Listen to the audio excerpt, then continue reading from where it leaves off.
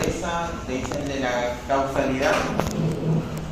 Cuando uno quiere hacer un trabajo de investigación o busca información acerca de un trabajo o de un tema en el cual está buscando un factor de riesgo o una relación causal, esta es la pirámide de la evidencia. O sea, jerarquía de la evidencia, desde lo mínimo hasta lo máximo, ¿okay?, de evidencia. O sea, usted no puede hacer una búsqueda bibliográfica solamente en casos y controles o cohortes. Cuando usted busca causalidad, tiene que irse hasta metaanálisis. ¿Okay? Eso ya lo habíamos visto. Esto es una revisión prácticamente de lo que ya hemos visto hasta la fecha. ¿Okay? Ya sabemos en qué tipo de estudio, ¿no? Tipo de estudio de daño, tipo de pronóstico, qué es lo que usted quiere buscar como información científica. ¿Okay? Por lo tanto, usted tiene que estar seguro de la información en esa pirámide. Porque si usted no tiene información, entonces usted va a creer que su nivel está acá abajo. O sea, en libros, cuando de repente su nivel está acá arriba. Recuerden que los libros digamos que la base del nivel de evidencia. ¿Okay? Entonces tenemos un sistema de calificación de evidencia basado en un sistema, digamos, con una gradación desde un nivel A, que es el máximo nivel de evidencia, hasta digamos que en este nivel fragmentado en tres tipos de nivel 1, que es la máxima evidencia que existe, 1A, 1B y 1C, en tres tipos de evidencias. Entonces, el 1A significa que es la máxima expresión del nivel de evidencia hasta el momento. ¿Okay? 1A. Es decir, que cuando usted encuentre un diagnóstico, un tratamiento en el cual tenga este nivel de evidencia 1A, significa que es lo máximo que hay, es lo que ya está cerrado, lo que no está sin discusión alguna hasta ese momento. Entonces, ¿qué tipos de revisiones hay? De repente hay revisiones sistemáticas, pueden haber revisiones tipo metaanálisis. Va a depender de qué tipo de estudio esté usted revisando, si es que está viendo un tema de tratamiento, un tema de prevención, como lo hemos visto anteriormente, o de causalidad o de daño. Igual el pronóstico y la historia natural va a depender del metaanálisis, de lo que se ve acá, que vendría a ser la agrupación de todo lo que está abajo, dependiendo si son estudios observacionales o son ensayos clínicos. El diagnóstico va a depende de qué tipos de estudios está viendo usted. Es decir, que usted va a tener que hacer un resumen comparando resultados de qué, de tratamiento, de diagnósticos, de exámenes auxiliares. ¿Okay? Esto va a depender de qué tipo de objetivo usted tiene con las revisiones de los estudios. El diagnóstico diferencial siempre es importante porque lo va a tener que los estudios, como hemos visto la semana pasada, comparativamente, ¿no? Comparativamente tipo de molécula, comparativamente tipo de diagnóstico o el examen auxiliar. Y los estudios que algunas veces acompañan son los estudios económicos. Estos estudios económicos son importantes porque básicamente son esos estudios que evalúan riesgo-beneficio o riesgo,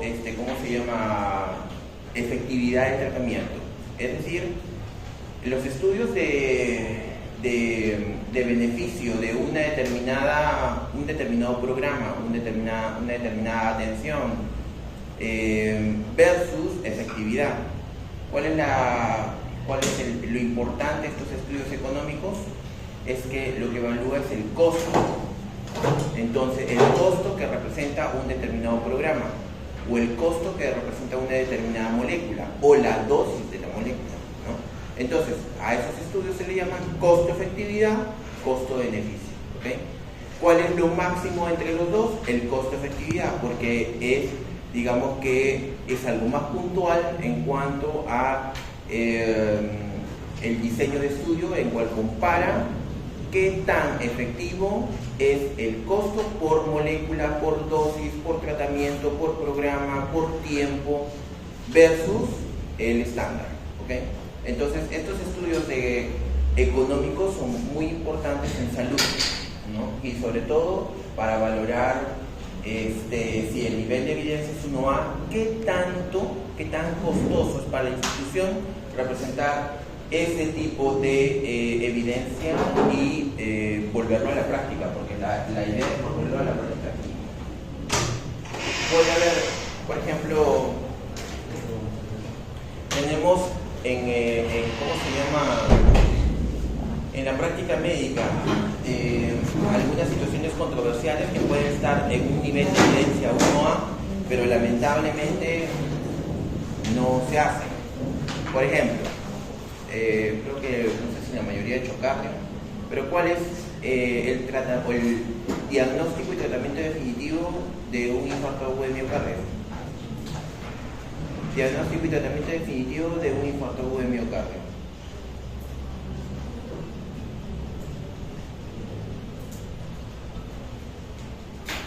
¿Alguien? Diagnóstico y tratamiento definitivo en el infarto agudo de miocardio y que tiene un nivel de evidencia 1A, evidentemente.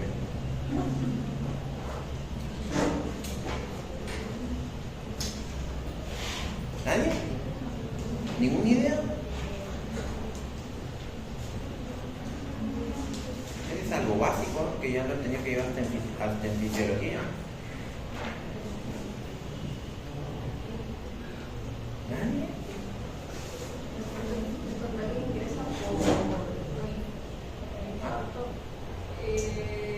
Si es en el momento que la tendría que se realiza una cirugía de paz. Y ya. Pero ya antes ha tenido que obviamente utilizar un filo. Pero en las cirugías de bypass o cirugías cardíacas, es solamente de tratamiento, pero estamos hablando de diagnóstico y tratamiento. Marcadores. Para el diagnóstico no se debe ser marcadores o para la telefonía. Diagnóstico y tratamiento. ¿Reperfusión subcutánea? ¿Reperfusión subcutánea? Revascularización. Sí. ¿Qué tipo de revascularización? ¿Subcutánea? Coronariografía. Sí. La coronariografía, que se hace por cateterismo. Entonces ese es diagnóstico porque ubicas la lesión y tratamiento porque puedes revascularizar, sea con un stent o sea por inyección de moléculas anticoagulantes. Entonces puedes optar por los dos. Entonces, pero al ser un nivel de evidencia 1A que ya está demostrado, eso significa que estaría inmerso en las guías de práctica clínica de todos los hospitales del Perú, por ejemplo. Entonces, si vamos por ejemplo las Mercedes debería tener, por ser nivel de evidencia 1A y por tener todos estos criterios, debería tener, ¿qué? ¿Qué debería tener? Una sala de hemodinámica donde se haga el procedimiento, ¿no? Porque ese procedimiento no se va a hacer en la calle, ¿no? Se va a tener que hacer en las condiciones de una sala de hemodinámica, donde haya pues anestesiólogo, la sala de AQMC, una sala especial, acondicionada como para el procedimiento, estéril evidentemente. O sea, todas las condiciones, incluyendo los insumos, ¿no?, para el procedimiento, el catéter, coche de paro, asistencia tanto ¿cómo se llama? Dispositivos de oxígeno. Entonces todo un equipamiento para esa sala hemodinámica para hacer este procedimiento, porque ya está dicho que es 1A, pero vuelta acá, el tema es los estudios económicos, es muy caro una sala hemodinámica. Entonces, ¿qué pasa cuando un infarto agudo de miocardio llega a las Mercedes? Pero si es nivel de evidencia 1A, no tiene. Y si el paciente no tiene, o mejor dicho, si no hay asistencia para ese paciente que llega a las Mercedes, entonces ¿qué va a pasar? ¿Qué va a pasar? el pronóstico de muerte aumenta. Como ustedes ya saben que el infarto agudo de miocardio se tiene que revascularizar lo más pronto posible. En las 2 primeras horas, cambio del ¿cómo se llama? Electrocardiográfico, puede aumentar el grado de isquemia y puede disminuir la contractilidad miocárdica, aumentando la insuficiencia cardíaca, produciendo shock cardiogénico y llevando a la muerte del paciente. Por eso es que este procedimiento es nivel 1A, porque salva la vida del paciente. Entonces, como es nivel 1A, lo debe tener, ¿verdad? Pero no lo tiene, en la práctica no lo tiene. Y el regional lo tenía, ya se me logró. Entonces usted me dirá, entonces en la práctica sirve esto, en la práctica sí, porque para eso justamente nosotros que estudiamos medicina sabemos cuáles son nuestros protocolos, que evidentemente van desde médico general hasta cuando uno hace la especialidad y sabe perfectamente qué es lo que tiene que hacer. Pues es que somos especialistas, ¿no? O sea, sabemos qué hacer. ¿Por qué? Porque sabemos qué niveles de evidencia existe por cada tipo de tratamiento o diagnóstico que nosotros hacemos. Eso ya lo tenemos hasta con esquema mental, aun cuando ya les dije que las guías de práctica clínica, pues varios hospitales en el Perú recién están con esta onda de querer hacer. De nuevo, ¿no? Por exigencia ya del INICEF. Entonces, pero no hay. Entonces, cuando uno arme la guía de práctica clínica de ese hospital o del hospital regional de infarto agudo de miocardio, tiene que haber este procedimiento. ¿Por qué? Porque es nivel 1A. Entonces tiene que estar ahí. Pero ¿cuál es el problema? Este problema. La parte económica. Entonces, es muy importante estos estudios económicos, porque la efectividad del tratamiento que demanda un costo, estamos hablando de muerte de un paciente. Y eso se tiene que traducir en números, porque finalmente la administración no ve su sensibilidad, ve números, ve montos, y esos montos se traducen en ejecución. Eso ya es gestión, ¿okay? Que supongo que ustedes estarán llevando ese curso de gestión, o no sé si lo habrán llevado, pero esto aterriza en gestión, ¿ok? Y ustedes, bueno, hay gestión a diferentes niveles, ¿no? Ustedes van a salir de médicos generales y van a ir a sus puestos de salud, y ustedes van a ser jefes del puesto de salud, y ustedes van a aplicar justamente esto también para hacer sus propios protocolos según su nivel de atención. Bueno, 1B es un poco más abajo que el 1A. Básicamente son los mismos estudios en los tipos de tratamiento, pronóstico y diagnóstico. Sin embargo, acá en el 1B puede que no todos, o sea, puede que no haya revisiones sistemáticas, puede que de repente no haya ensayos clínicos, y hay veces pueden haber estudios observacionales, o hay veces los estudios no son concluyentes.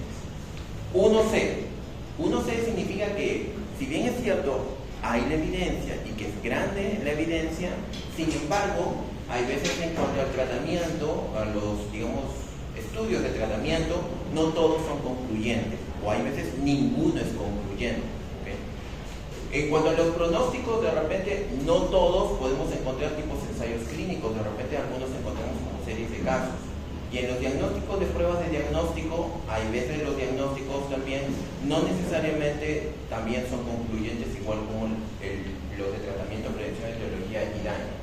En cuanto a diagnóstico diferencial, hay veces no hay estudios comparativos como tipos de ensayos clínicos, que es lo que se debería hacer, y estudios económicos, no hay tampoco referencia de estudios económicos. Es decir, si bien se conoce que puede existir el tratamiento, hay artículos que refrendan que ese tratamiento puede ser óptimo, pero de repente no tiene estudios concluyentes. ¿Okay? 2. Y el 2 puede ser 2A, 2B, 2C, y o igual el 3, 3A y 3B. ¿Okay? En los estudios de De nivel 2, 2A y 2B, estos estudios son también, no son tipo de ensayo clínico, acá sí ya no hay ensayo clínico. Todos los estudios son observacionales, se hacen revisiones sistemáticas y hasta metaanálisis, pero solo estudios observacionales, como lo que pasó en el COVID, ¿no?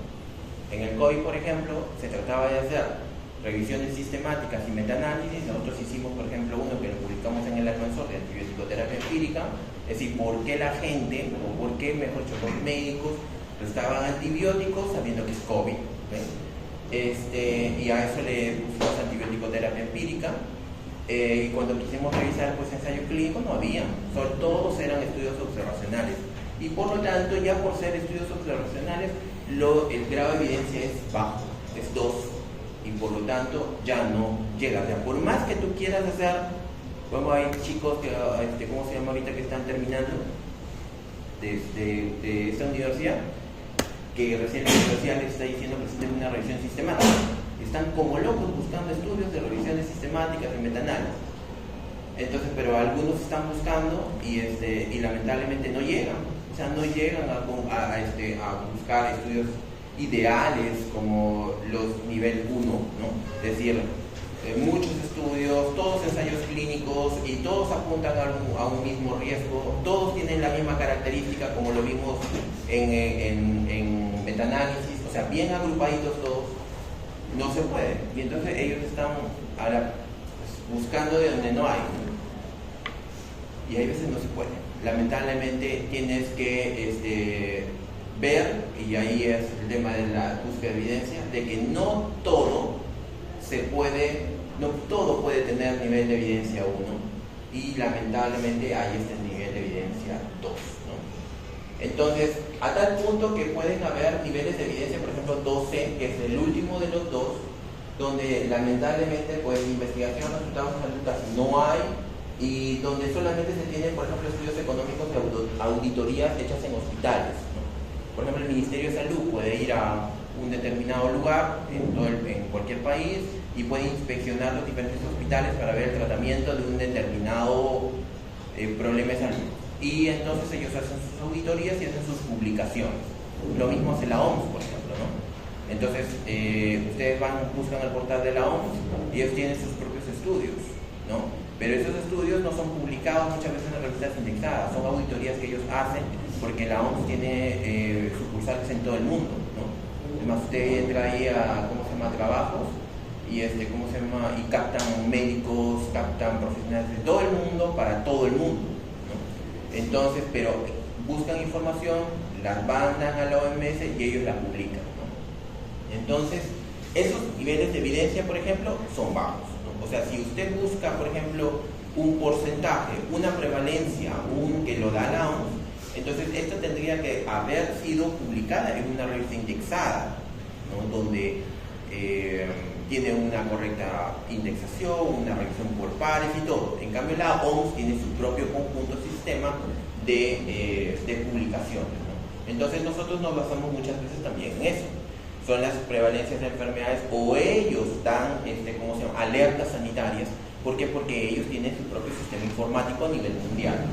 Pero lamentablemente el nivel de evidencia sigue siendo bajo, ¿ok?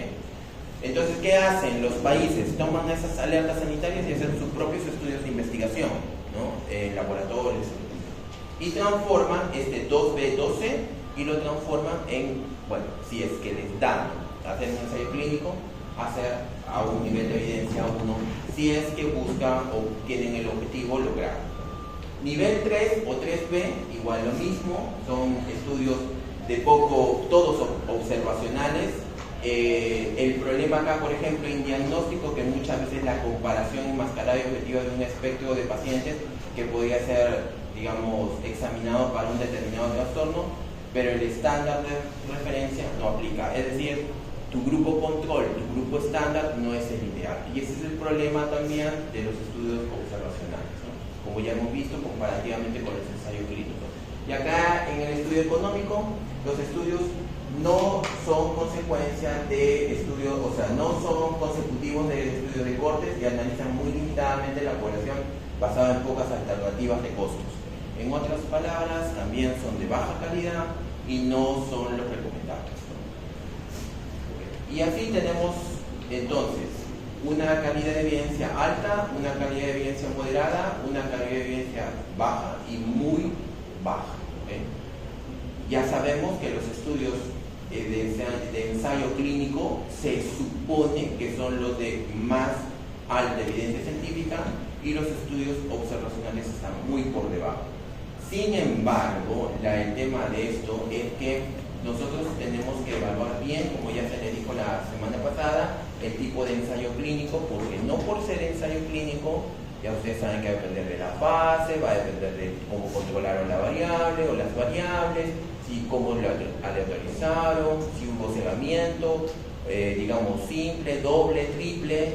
Eso mucho va a depender de esto de nivel alto, porque han habido hasta ensayos clínicos que han sido sacados de revistas y devueltos a los autores. Entonces, cuando uno plantea una revisión de cualquier tipo de información científica que uno quiera revisar, entonces uno tiene que, en principio, saber si uno está teniendo la información completa. La recomendación es que, como en caso de ustedes, que recién están en etapa de formación y su nivel de conocimiento en ciertas enfermedades del 1 al 10, hay veces es 2 o 3 o 0. Entonces lo que se recomienda a ustedes primero es que vayan a libros base. Si por ejemplo están,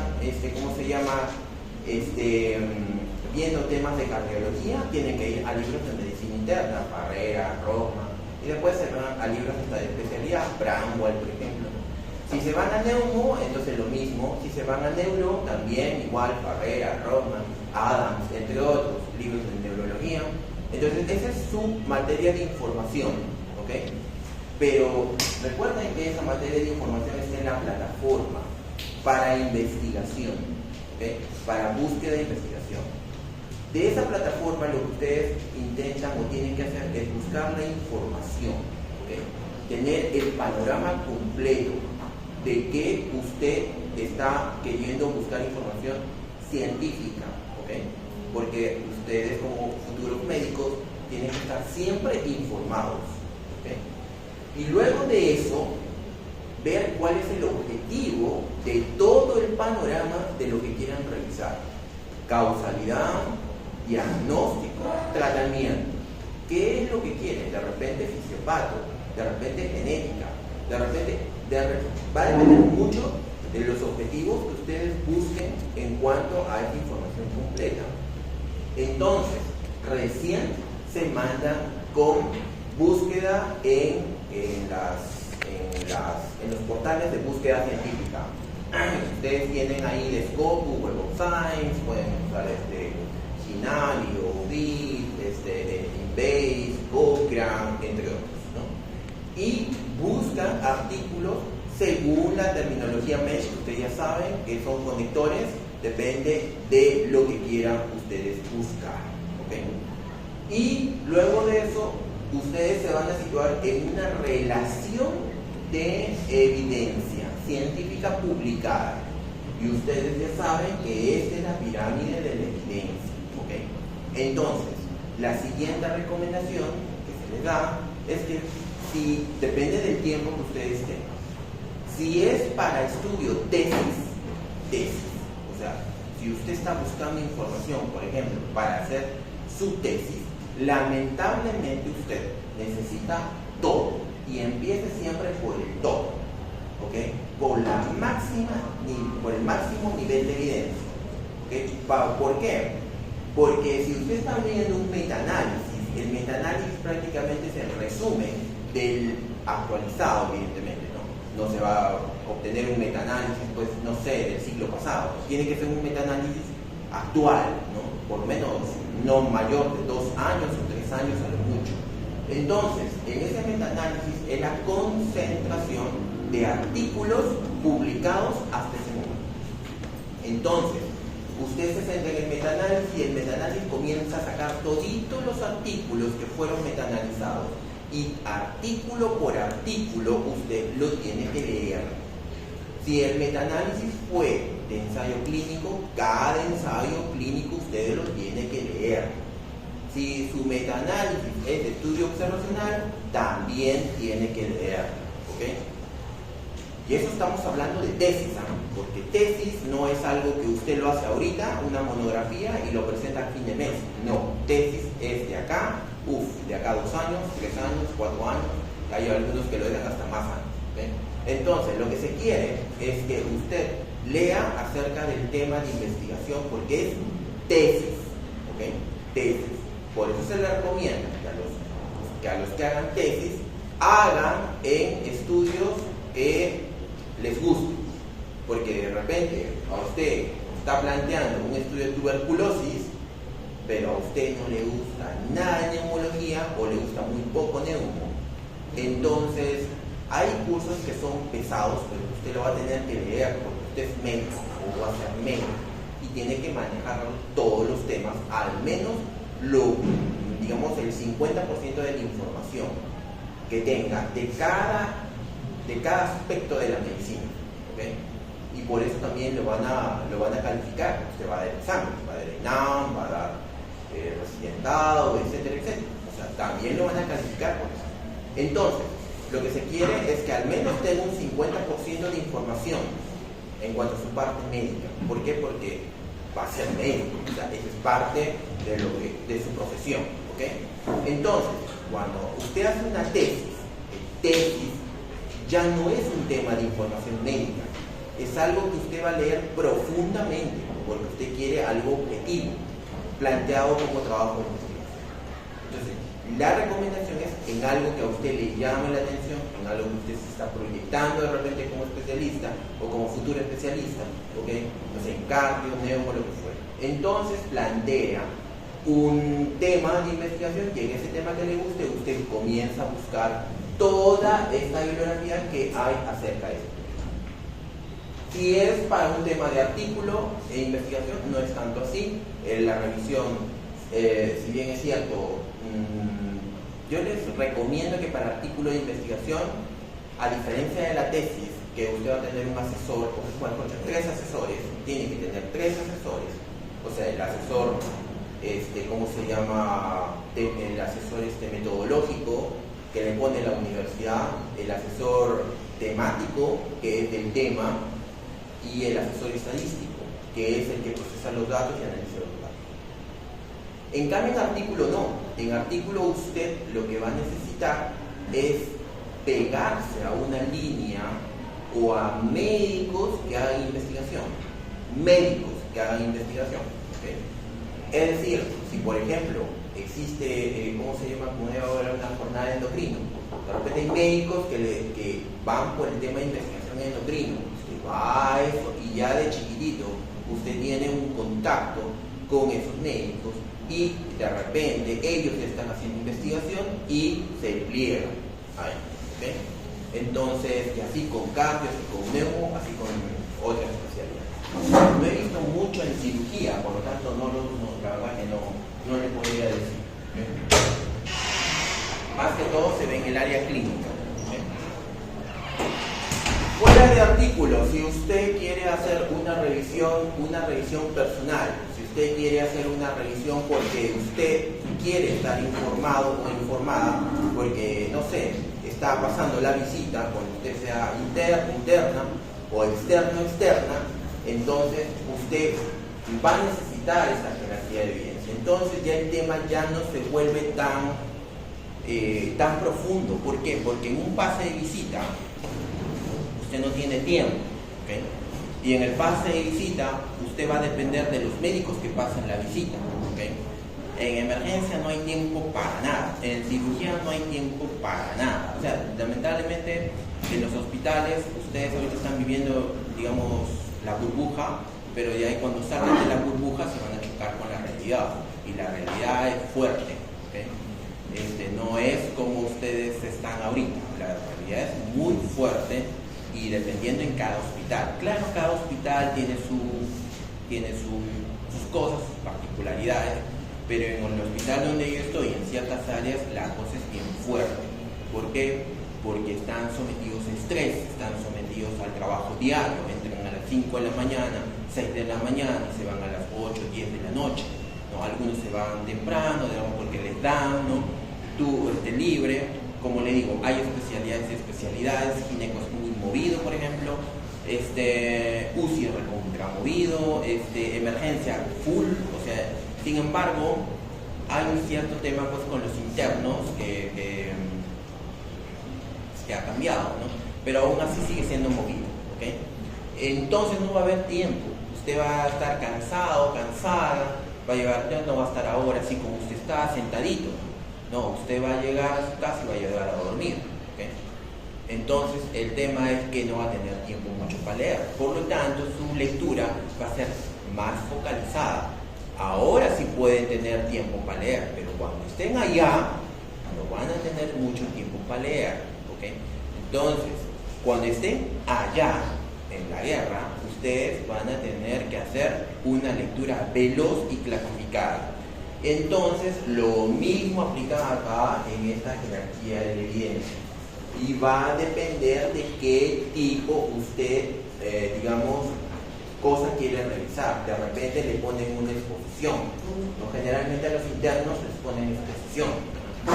Y en esas exposiciones se basan en libros en la mayoría de veces, pero también en artículos, ¿ok? Pero usted va a tener que ser muy focalizado qué es lo que usted quiere dar al impacto. Porque una exposición o una revisión tiene la característica de informar, ¿ok? Es informar a la comunidad científica de algo nuevo, ¿ok? Por ejemplo, ¿quién está llevando cardio? ¿Está llevando cardio? ¿Cuál es la última guía de hipertensión arterial? ¿Cuáles son las clases de hipertensión arterial según la última guía? ¿Publicada por quién?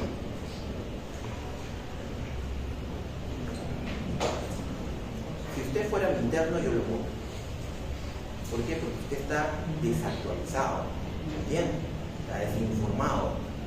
¿Por qué? Porque esto justamente usted lo va a vivir en la visita médica. Porque eso le van a preguntar a usted cuando esté a cargo de un paciente con hipertensión arterial. Porque ese es el pan de cada día. Y si usted no lo sabe, usted me habla de una guía del 2020, del 2021, 2022, que ya cambió a la guía de publicada en este año, entonces la va a pasar mal. ¿Me entiende? Entonces la información tiene que ser lo más actual posible, sobre todo cuando cambia la cosa, ¿no? Cuando cambia por ejemplo, la gradación de la clasificación de hipertensión arterial, ¿no? Que antes se sabía que habían hasta 3 grados en la guía europea y en la guía de la American Heart Association habían hasta 2 grados. Sin embargo, en la última guía europea ya no consideran grados de hipertensión, simplemente hipertensión alta. Entonces, eso usted lo tiene que manejar, ¿okay? Tiene que haberlo leído. Ahora, ¿dónde usted lo lee y cómo lo lee? Los mismos recursos que usted tiene, el PubMed, lo mismo porque usted en su portal de la universidad usted tiene acceso. Y bueno, va a tener acceso, pues está en el internado, todavía usted va a tener su código de estudiante para poder entrar. Y usted va a buscar ahí en los asesores de Scopus Web of Science. ¿Qué es lo que tiene que buscar? Ahí ya cambió. ¿Por qué? Porque acá, por ejemplo, está presentando metaanálisis. Ahí usted tiene que buscar ¿qué cosa? ¿Qué tiene que buscar? Guías de práctica clínica. ¿Okay? Porque las guías de práctica clínica concentran todo lo que está acá abajo. ¿Okay? Entonces, en la guía de práctica clínica, ya usted sabe que son de sociedades grandes, entonces ellos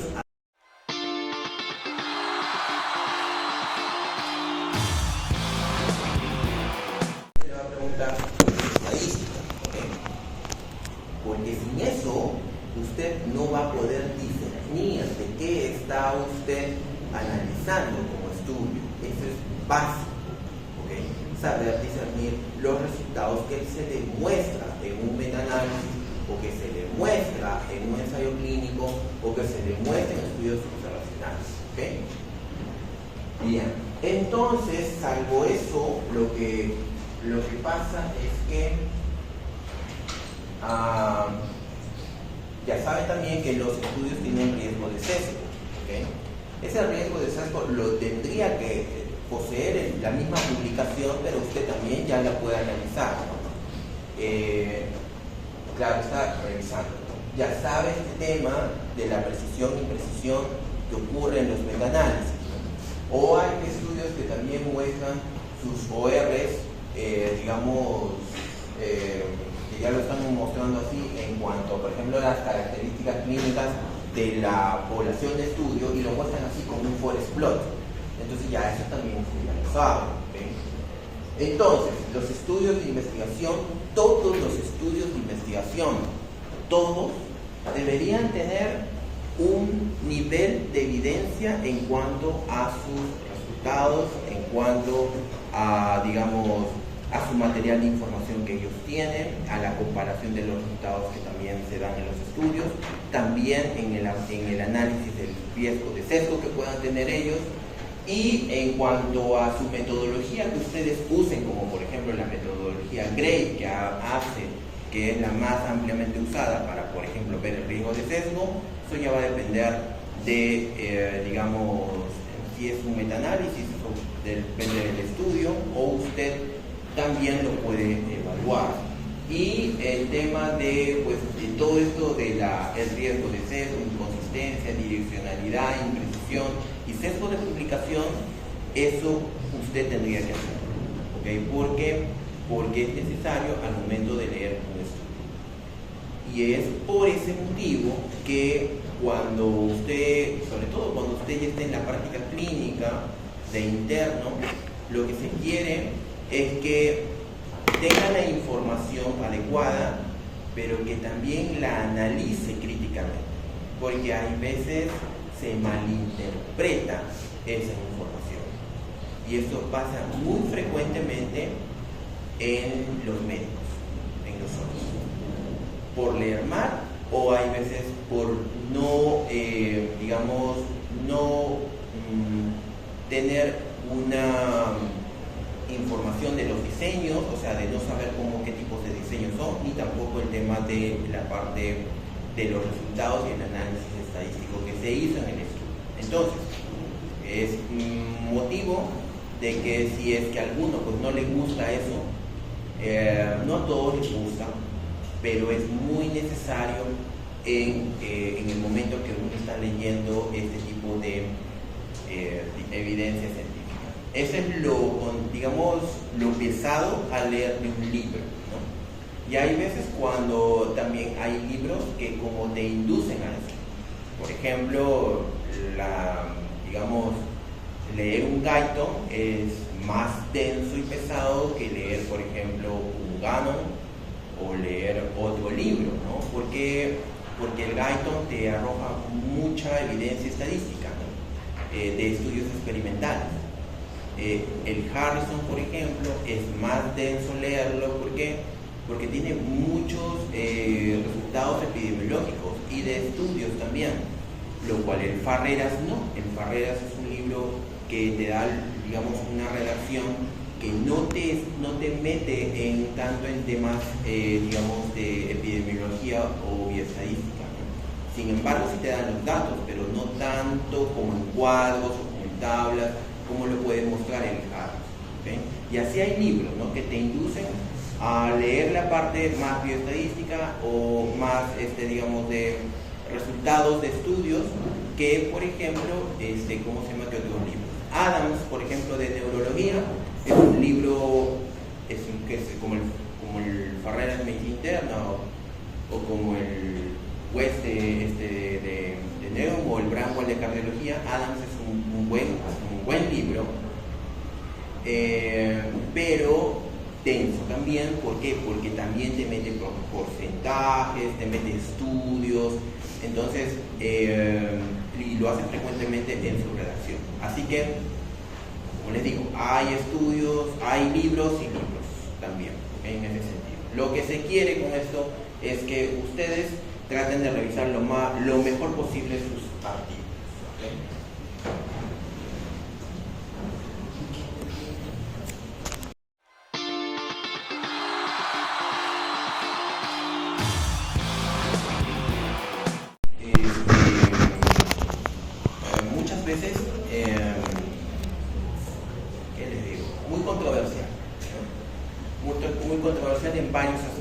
la medicina, recuerden que cuando nosotros estamos hablando de medicina basada en evidencia o de investigación, lo único que nosotros queremos en realidad no es publicar, en realidad es buscar lo mejor para nuestros pacientes. ¿Okay? Y hay veces cuando uno se apasiona con algo, puede transgredir algunas líneas, digamos, por muchos factores. ¿Okay? En el investigador, estamos hablando en el investigador, no en el que revisa un paper, sino en el investigador. Entonces, como investigadores, hay veces no hay mucha motivación como para seguir adelante. Y por ahí que también hay desánimo y poca voluntad. Y creo yo que la voluntad de algunos es el conocimiento.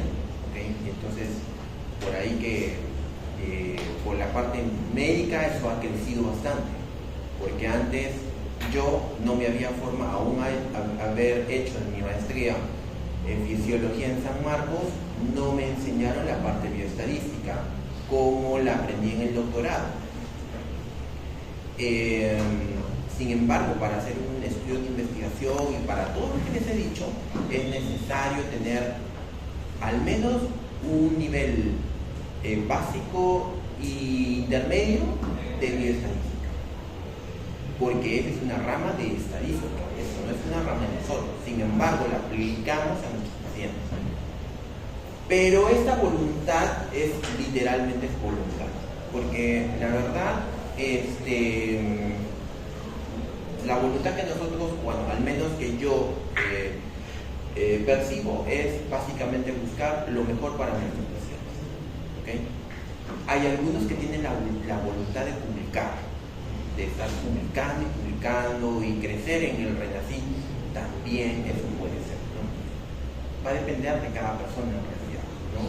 Pero los que estamos en la parte clínica y los que vemos pacientes a diario, en realidad lo que más nos interesa saber es si es que tú diste una molécula X, en realidad le estás haciendo bien a un paciente, es la dosis correcta, es la frecuencia correcta, el diagnóstico correcto. Entonces, y se mezclan un montón de factores, y cuando haces investigación en ese tema, entonces se mezclan más todavía factores que ayudan a superarte como profesional, pero sobre todo en el paciente. ¿Okay? Entonces hay un tema de talento, experiencia, capacidad de generar datos. Esto de acá es muy importante. ¿Por qué? Porque en los hospitales recién, hospitales de provincias, porque en Lima ya hay muchos hospitales que con esta tendencia han ido ya de años, pero en hospitales de quizás menores, de menor nivel, recién están empezando a generar datos. ¿Okay? Datos significa que cuando usted va a un hospital y usted quiere hacer, por ejemplo, un estudio de insuficiencia cardíaca, entonces se presenta donde el jefe, y el jefe del departamento le dice: mire, ¿sabe qué?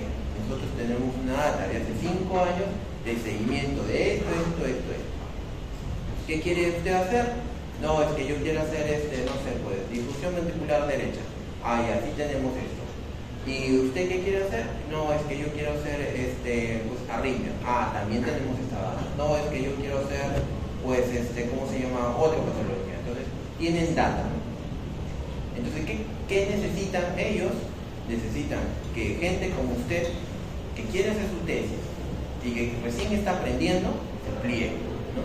Y bajen los datos, procesen los datos, consulten, busquen a las historias, revisen las historias, incrementen la data. ¿Para qué? Para que la data crezca y crezca. Y para generar que esos datos sean aplicados para los pacientes. ¿Por qué? Porque es muy importante generar datos. Porque en los datos, en esa data, nosotros podemos saber cuál fue la prevalencia de las enfermedades que se presentaron en el último mes. De esos, cuánto fue su sobrevida o mortalidad, por ejemplo. cuál fue la edad promedio que se atendió, etcétera, etcétera, sexos y todo lo demás. Entonces, esos datos hacen que un servicio se pueda manejar de mejor forma. O sea, es muy importante. Y lo que es mejor, por ejemplo, si con el tema del cineangiógrafo, que le decía que, pues, que no lo tienen algunos hospitales, pues sería interesante saber cuál es la prevalencia de infarto agudo de miocardio, ¿no? Porque al administrador le va a servir mucho decir, pues tú me estás pidiendo un cineangiógrafo, no sé, pues de 3 millones, y pero ¿cuál es tu estadística, no? De infarto, porque no vamos a comparar un cineangiógrafo de 3 a 5 millones para 3 o 4 pacientes, o sea, no vamos a comprar. Tiene que ser un gasto por una enfermedad prevalente. Entonces, ¿qué hacemos con los pacientes que llegan a la emergencia con infarto? Tienes que referirlos, que es menos costoso para la institución, como lo hacen en Estados Unidos. O sea, no todo en Estados Unidos es niveles 3-1. Hay hospitales igual de jerarquía. No todos, por ejemplo, hacen cirugía cardíaca, no todos hacen revascularización. Entonces, los captan en un centro hospitalario y en helicóptero o en ambulancia los llevan a otro centro hospitalario donde sí es revascularizado y donde sí es operado, ¿no? Y luego de eso, regresa otra vez al hospital. Entonces, ¿por qué? Por tema de costos, ¿no? Igual acá, también nosotros referimos a otros hospitales, a Lima generalmente, por temas de algunas cirugías o algún tipo de tratamiento X, ¿no? Entonces, esos datos es muy importante, pero ¿qué pasaría si la prevalencia de infarto de miocardio del año pasado fue del 10% y la prevalencia de este año incrementó un 50%? Entonces, eso significa que sí se necesita ese equipo y se tiene que hacer el gasto necesario porque la enfermedad es prevalente. Entonces, los datos nos ayudan a nosotros a analizar también los costos que representaría la atención de los pacientes. Si no generan datos, si su puesto de salud no genera datos, es un puesto de salud inerte. Porque hoy por hoy, los datos son los que cambian el rumbo de la gestión administrativa en salud. Si usted no tiene datos, es como que si no existiera ese centro. Y el tema es que los datos no se van a sacar de la noche a la mañana. O sea, se supone que son datos de meses, años, y por lo tanto se tiene que armar una matriz de base de datos para que todos comiencen a meter información y luego esta sea analizada trimestralmente o anualmente. O sea, demanda mucho tiempo. La honestidad, la capacidad de obtener recursos, la flexibilidad, la perseverancia, esto es muy importante en medicina.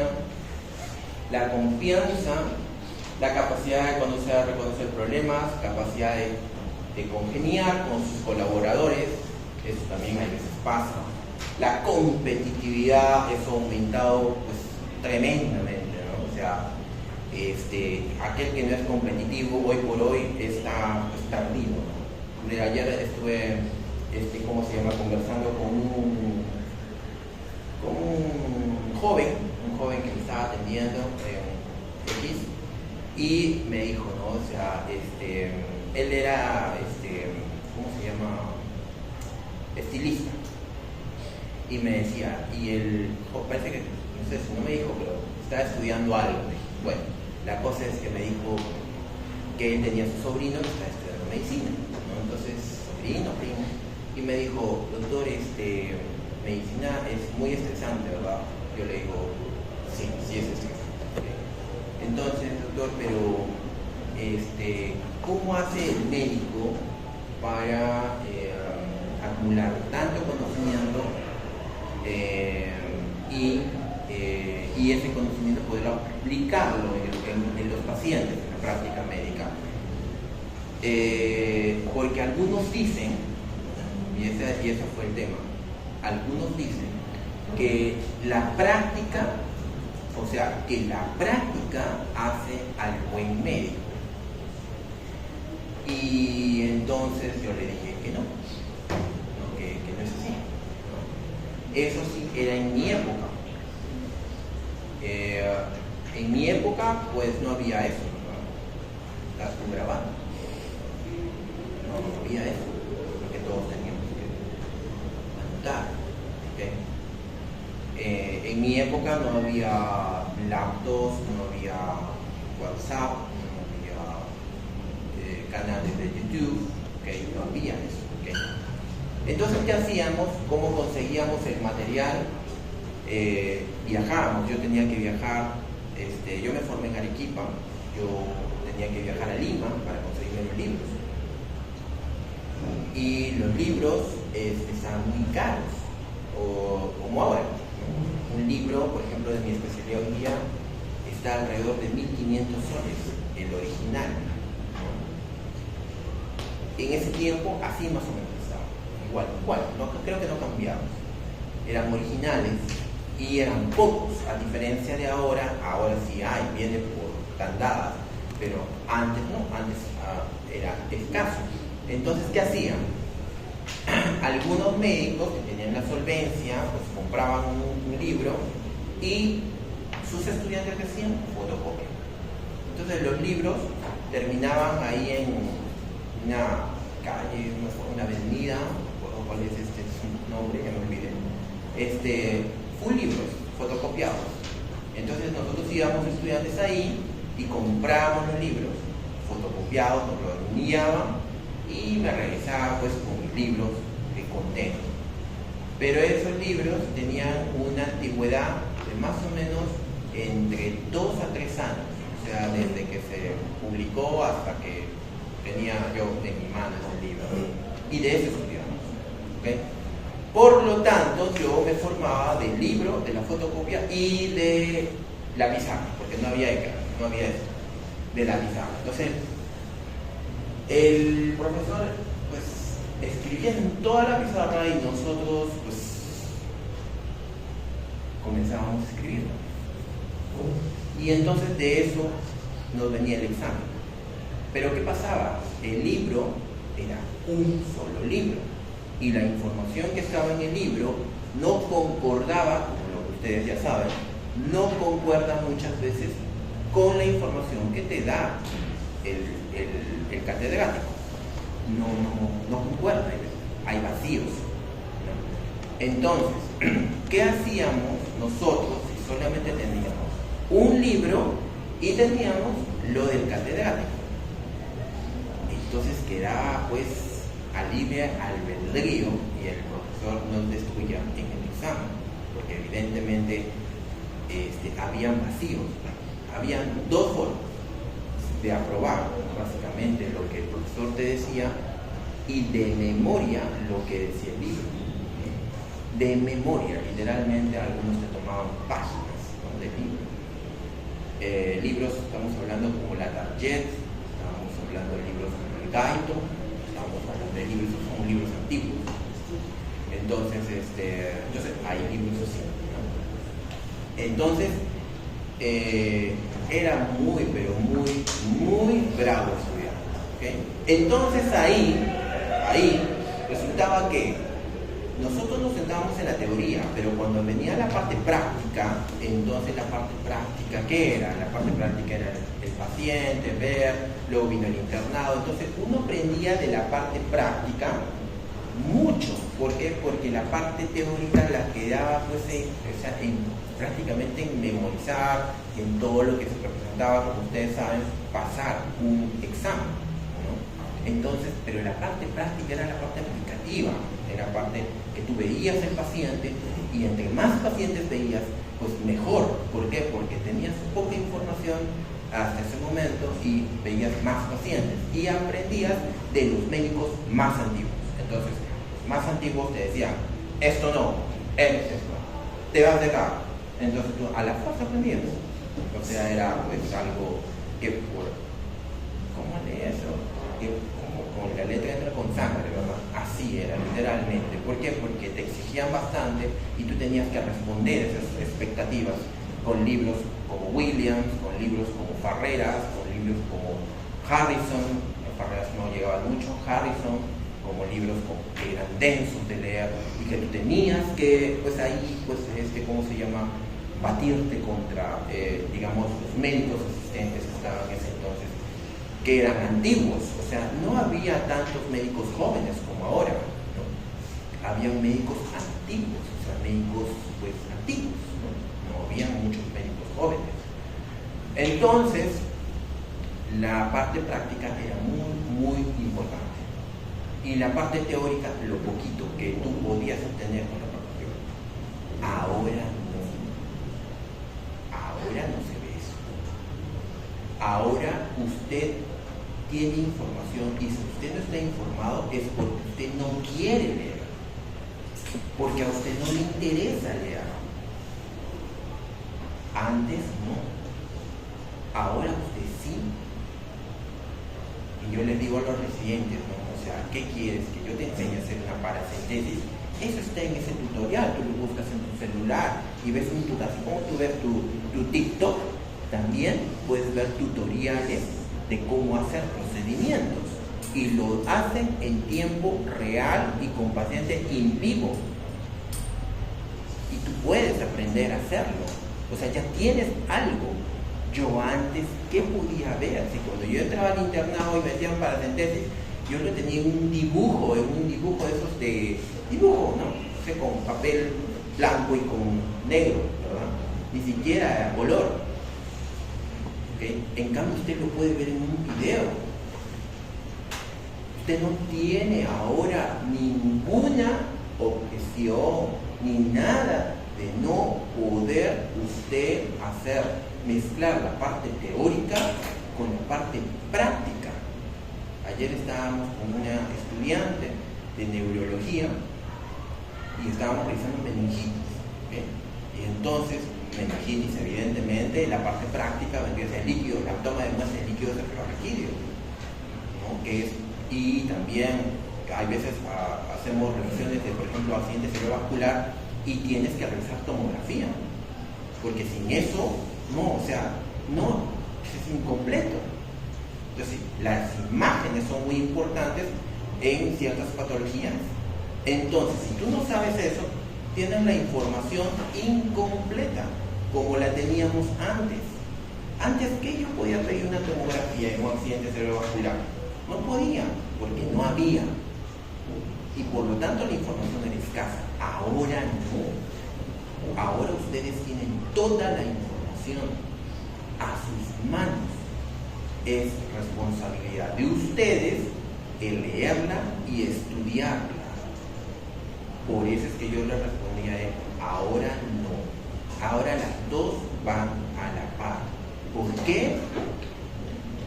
Competitividad. Si usted sabe leer o sabe hacer un diagnóstico por ecografía de una litiasis vesicular y ella no, usted es más competitivo que ella. Y yo, como interno, yo no voy a confiar en usted. ¿Qué le voy a dejar el sello a ella? Si yo sé que usted, lo he visto que usted hace RCP básico y lo hace bien versus el compañero que se asustó, entonces yo voy a decir, este interno más competente que él. ¿Y a quién le voy a pegar más a usted? Porque yo voy a estar solucionando las cosas y cuando ocurre un paro, ¿qué? ¿A quién voy a? ¿A quién? Y cuando me toque turno con él, porque en algún momento me va a tocar con él, yo me voy a cancelar. Decir que puede estar. Ustedes, ¿sabes qué? O lo mandaré no sé a dónde, ¿no? Porque no es competitivo. No va a solucionar un problema. ¿Me entienden? ¿Me entienden lo importante que es eso? Entonces, en medicina, por eso le digo, ustedes están viendo todavía la burbuja, porque afuera es la realidad. Y ahora, como están en su burbuja, ustedes tienen que manejar información médica, tienen que ir a los hospitales a rotar, tienen que ver qué es lo que se maneja en los hospitales. Y como tienen el tema de los de la parte de información, la parte teórica, la pueden buscar, ya no puede haber cualquier desinformación que haya. Por ejemplo, eso que te pregunté, no puedes tú, digamos, obviar una guía de hipertensión arterial de este año. Tú no puedes, esa es una falta muy grave a tu nivel. Entonces lo que yo le respondí al chico, le dije, no, ya eso era antes, ahora los dos van a la par. Y eso va a depender de qué, de cada uno de ustedes. Porque alguno va a entender a la primera, pero otro va a entender a la mala. Cuando lo jalen, cuando salga mal envenenado, cuando no ingresa al estado médico, cuando esté de médico general, ahí lo ven. Cuando va a buscar trabajo y no haya quien lo contrate, ahí lo va a entender. ¿Okay? Y es mejor que lo entiendan antes. ¿Por qué? Porque todavía ustedes, ¿cómo se llama? Están en esta etapa de que todavía no han salido, todavía tienen tiempo, todavía ustedes pueden estar ahí revisando sus cosas, pueden estar, todavía tienen tiempo. Yo veo, que ustedes tienen tiempo, ¿okay? Todavía, pero ya más adelante ya no van a tener mucho, ¿okay? No se olviden de la competitividad, porque ahora es mucho más que antes. Y la capacidad de poder nosotros afrontar eso, o la resiliencia que uno tenga, porque en cada aspecto, cuando vayamos creciendo, vas a caer, porque vas a caer, eso definitivamente. O sea, vas a hacer tus yatos, las vas a hacer, te van a, por ejemplo, no sé, por ahí que de repente te pueden denunciar, lo vas a tener, ¿okay? O sea, eso vas a tener porque vas a ser médico, lo vas a tratar con vida y vas a estar afrontando esa situación, sí, pero va a depender de ti si quieres salir de todo eso, ¿okay? Entonces, los lineamientos en cuanto a ética han ido cambiando con el tiempo, desde después de la Segunda Guerra Mundial hasta la fecha, ¿okay? Básicamente antes teníamos todo esto ya desde hace 2 siglos atrás, y lo que prima ahorita, por ejemplo, de todo esto es consentimiento informado. El consentimiento informado en la práctica clínica es muy, pero muy importante, ¿okay? En investigación, los que ameritan consentimiento informado son todos los trabajos prospectivos. Por ejemplo, los trabajos tipo encuesta necesitan consentimiento informado. O sea, a nadie se le va, digamos, a ocurrir, como sea en pandemia, ¿no? Te paso mi WhatsApp y contesta el cuestionario. No, eso no es ético. Eso se hizo en pandemia y se hizo mal. Es alguna distorsión de la investigación, ¿no? Porque todos los estudios que hicieron de esa forma los resultados fueron sesgados, ¿okay? Entonces, el tema de la encuesta es face to face, ¿okay? O sea, yo te encuesto, yo tengo que ir al sujeto que estoy encuestando, y antes de encuestar tengo que pasarle el consentimiento informado y tengo que explicarle de qué se trata esto, ¿okay? Y luego de eso mostrarle la encuesta y que la responda voluntariamente, ¿okay? Eso. Por ejemplo, en cuanto a estudios de tipo encuesta, los estudios retrospectivos, los estudios, por ejemplo, casos y controles, los estudios retrospectivos no ameritan consentimiento informado, ¿okay? Esto todavía continúa. Helsinki, consentimiento informado. O sea, el consentimiento sigue siendo algo, ¿cómo se llama? Como les dije, importante. No ha variado el consentimiento informado. Pero ¿qué varió de lo anterior? El tema de los riesgos y beneficios de hacer un procedimiento. Y eso tiene que constar en el consentimiento informado. La formación científica y el liderazgo del equipo de investigación. Es decir, que el equipo de investigación tiene que haber hecho, por ejemplo, cursos de ética o bioética. Beneficios de investigación para participantes, es decir, que esto también tiene que constarse en el consentimiento informado. Y de todas formas, siendo una declaración de las últimas más importantes, el tema es que no se sientan vulnerados los derechos del paciente, de que nosotros no transgredamos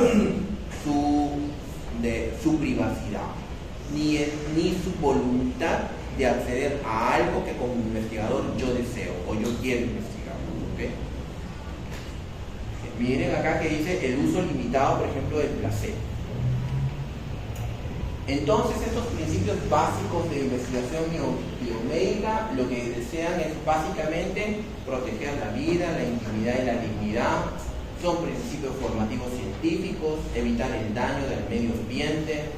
Sobre todo esto en estudios, por ejemplo, ya les dije, estudios de, ¿cómo se llama? Estudios medioambientales que hacen, por ejemplo, para empresas como de fábricas en ciertas regiones o empresas mineras, por ejemplo, también se aplica todo esto.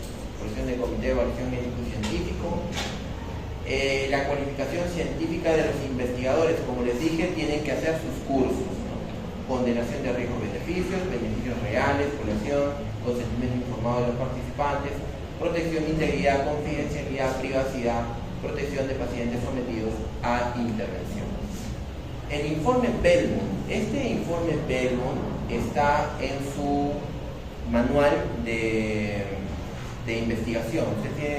La universidad tiene un manual o un plan de investigación, de informe. O sea, usted ya, no sé si les habrán dado eso, pero a los de MIC, bueno, yo les doy, ese es un manual que tiene la universidad donde está el formato de proyecto y el formato de informe final, ¿no? Entonces, dentro del formato de proyecto está esta característica de informe de Belmont, donde ¿qué se da? Básicamente estos principios de beneficencia, de justicia, no maleficencia e investigación. ¿Okay? Entonces tenemos en los principios de Belmont que son, uno, por ejemplo, la autonomía. La autonomía significa que, por ejemplo, tiene que voluntariamente el paciente firmar un consentimiento informado. Yo no puedo obligar, ¿no? Beneficencia. Tengo que hablarle al sujeto de estudio el beneficio que se tiene por la investigación. ¿Okay? O sea, el riesgo que puede tener también, de repente, no favorable, porque ustedes ya saben que en el ensayo clínico a veces da placebo del tema de la investigación. No maleficencia significa que, por ejemplo, tiene que haber una equidad en cuanto a yo si estoy dando una molécula X versus otra molécula X, tengo que hablar con el sujeto de estudio ese tema. ¿Qué más? La idoneidad de las instalaciones y las cláusulas de seguridad. Yo tengo que hablarle que lo que, por ejemplo, se va a administrar como molécula, el riesgo o el no riesgo que tiene de la administración de esa molécula o del programa en el cual va a estar, y la instalación, es decir, en dónde va a ser tratado, ¿no? Dónde es donde se va a realizar el estudio de investigación. Justicia significa que va a tener una selección equitativa, es decir, si hay una corte expuesta versus una corte no expuesta, que tiene que haber aleatoriedad, tiene que ser equitativamente, es decir, que no va a ser seleccionado a dedo, sino que va a ser aleatoriamente.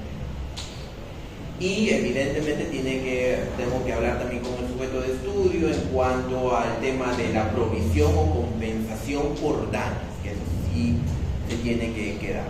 Generalmente esto se da en ensayos clínicos. En estudios observacionales, bueno, no se ha dado hasta el momento, es decir, de que hayan habido, pues, no sé, quejas o denuncias por esto.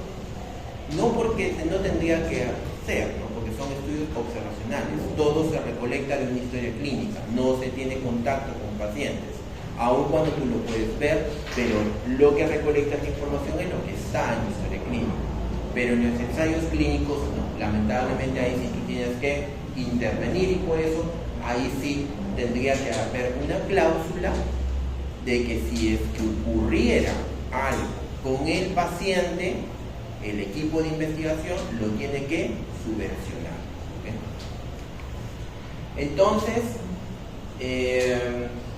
son diversas declaraciones que han habido anteriormente, pero estas consideraciones éticas que se hicieron en esas declaraciones anteriores, algunas veces también pasan por situaciones culturales y hay veces hasta por situaciones religiosas. Va a depender de la comunidad donde se haga o el país también donde se haga el estudio de investigación y de la comunicación asertiva que se tenga con el sujeto de estudio.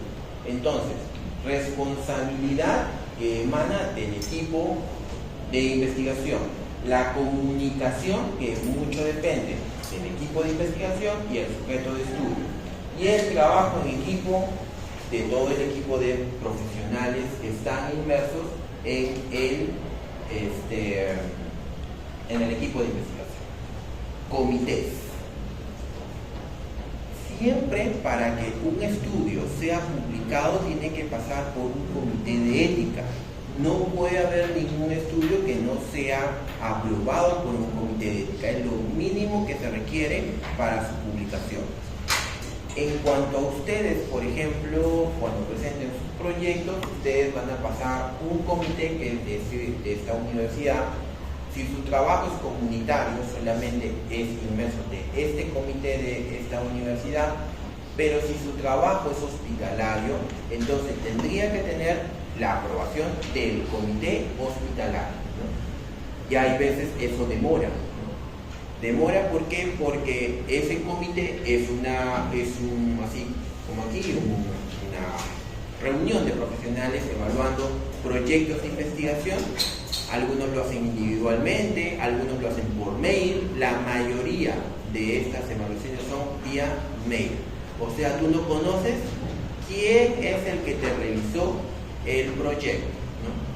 La cosa es que una vez que se apruebe, entonces se aprueba mediante una resolución o te dan un código y ese código es el que tiene que ir declarado en el estudio de investigación.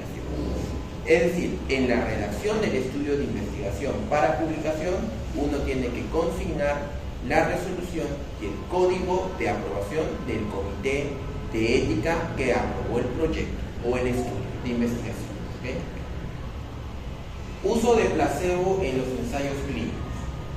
Este es, como ya les dije, un tema de acuerdo a la fase del estudio. Muchos metodólogos cuestionan el hecho de usar placebo. ¿Okay? ¿Por qué? Porque si tú usas placebo, es como comparar literalmente con el agua, literalmente comparar con algo que no tiene ningún efecto. Y si tú estás con una molécula en un determinado tratamiento, lo ideal es compararlo contra el gold estándar. ¿Okay? Así que hay algunas veces que este placebo no debería usarse. ¿Okay? Entonces ustedes ya saben con las fases que ya les dije la otra vez, en las 4 fases uno tiene que revisar bien el tema del placebo. ¿Okay? Los beneficios, según ya desde Helsinki a algunas notas de declaración, es que el beneficio de la nueva terapia debe ser evaluado contra lo mejor, y muchas veces lo mejor no es el placebo. ¿Okay? Los ECAs con placebo solo en ausencia de terapia aprobada. ¿Cuándo? Las razones científicas para determinar su seguridad y eficacia del método. ¿Qué fase es esta? ¿Qué fase es? La de seguridad en ese lado. No, pero acá mira lo que está diciendo. ECA con placebo solo en ausencia de terapia aprobada. ¿Cuándo? Razones científicas para determinar seguridad y eficacia del método. Fase 1, exacto. 1. ¿Por qué? Porque acá lo que está justificando es el uso del placebo. ¿Okay? No puedes pasar a la fase 2 y no tener la fase 1, y acá está hablando de seguridad. ¿Okay? Si el método investigado para una entidad clínica menor y los sujetos de la investigación no serán objeto de algún riesgo adicional o daño reversible, ¿qué tipo de fase es? Para una entidad clínica menor. ¿Fase? ¿Qué fase?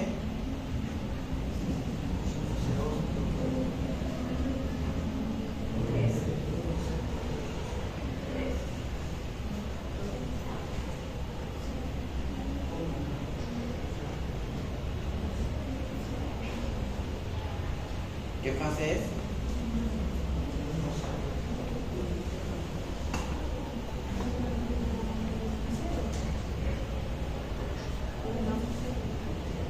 ¿Cero? No. Esto se supone que ya estamos en placebo. A la ratita no le vas a dar placebo. No, la ratita ya le da la molécula. ¿Qué es? Fase 1 o también puede ser fase 2. En vista de esto, ¿no? Lo que dice acá, algún riesgo adicional, ¿no? Se supone que el riesgo inicial se tiene que ver en la fase 1, pero en la fase 2 también se evalúa riesgo, pero riesgos adicionales. Entonces eso se va a ver cuando se incremente el tamaño muestral. Como se dijo, la diferencia entre fase 1 y fase 2 es el tamaño también de la muestra. ¿Okay? Bien. También tenemos otra, acá el uso del proceso indicado cuando no existe intervención de efectividad comprobada. ¿Okay? Cuando la omisión de una intervención de efectividad comprobada expondrá a los sujetos a una molestia temporal o retraso o alivio de sus síntomas. Cuando el uso de la intervención de efectividad comprobada como control no producirá resultados científicamente confiables y el uso del placebo no añadiría ningún riesgo de daño serio o irreversible para los sujetos, ¿no? O sea, uno tiene que estar claro, por eso es que cuando uno analiza estos ensayos clínicos, tiene que estar informado de que, como ya les dije, de qué tipo de patología y tratamiento hay hasta ese momento, para usted calificar si efectivamente usar un placebo y si fue lo adecuado para usar un placebo. ¿Okay? El consentimiento informado, ¿okay? Este es de su universidad, ustedes ya tienen un formato de consentimiento informado, eso está en el manual que les dije de productos académicos de los cursos de investigación, un manual que ustedes tienen. ¿Okay? Conducta responsable de investigación, la mala conducta científica es la fabricación, la falsificación, el plagio. Ya saben que esto ya lo hablamos también cuando ustedes hagan sus proyectos de investigación. ¿Okay? Tengan mucho cuidado de no copiar o plagiar. ¿Okay? La idea que hagan sus estudios de investigación es para que copie o plagie, ¿no? Recuerden que sus estudios de investigación son monografías, es un estudio de investigación. ¿Okay? Así que evite eso. Prácticas cuestionables como conflictos de interés, autoría responsable, publicación responsable, inexactitudes y sesgos. ¿Okay? Entonces, el plagio vendría a ser la copia de ideas o palabras sin la adecuada cita ni autorización. Es la que usted va a literalmente copiar, pero no le pone el entrecomillado, ¿okay? Sino usted lo copia y lo pega. Literalmente es un plagio, ¿okay? Porque usted no lo citó, usted no lo puso entre comillas y usted está dando a entender al lector de que esa versión es su versión, es su contenido intelectual, ¿okay? Pero si usted lo copia y lo pega, ¿okay? O hace un resumen, un parafraseo, usted lo tiene que citar, ¿okay? Ya cuando usted lo cita, está evitando entonces el plagio, ¿ok? Bien. Ya el tema de la distorsión, ya eso ustedes saben, fabricación, falta de aprobación. Miren, todo trabajo de investigación tiene que tener aprobación del comité de ética, ¿okay? Todo trabajo de investigación, ¿ok? Todo trabajo de investigación también tiene que, esto es muy importante cuando ustedes analicen sus estudios de investigación, sobre todo cuando se traten de moléculas.